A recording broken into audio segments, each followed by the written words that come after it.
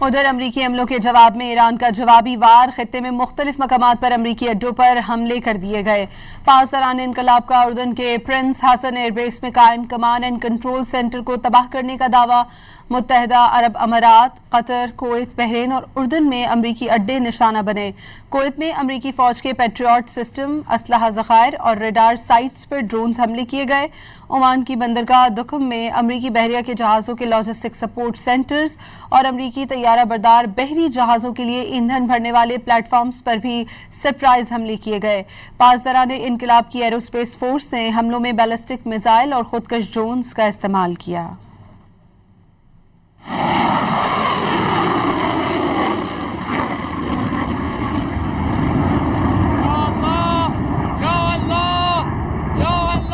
ایران نے نئے حملوں کے جواب میں خطے میں امریکی تنصیبات پر میزائل اور ڈرون داغ دیے۔ ایرانی سرکاری خبر ایجنسی فارس نیوز کے مطابق پاسداران انقلاب نے کویت، بحرین، قطر، عمان اور اردن میں امریکی اڈوں کو نشانہ بنایا۔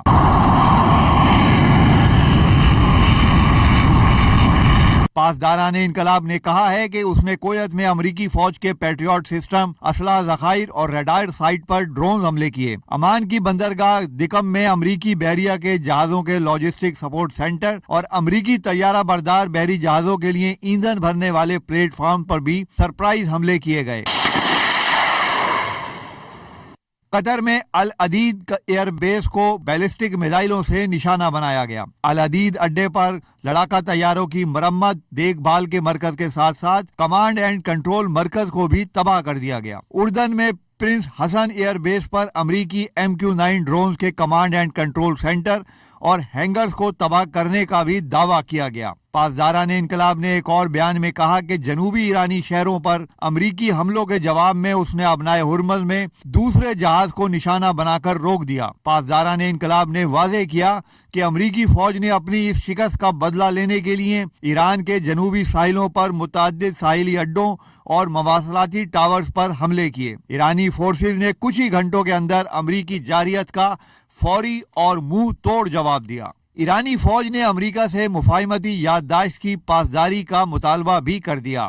فوجی ترجمان بریگیڈیئر جنرل محمد اکرمینیا نے واضح کیا کہ امریکیوں کے لیے مفاہمتی یادداشت کی شرائط پر عمل کرنا لازمی ہے۔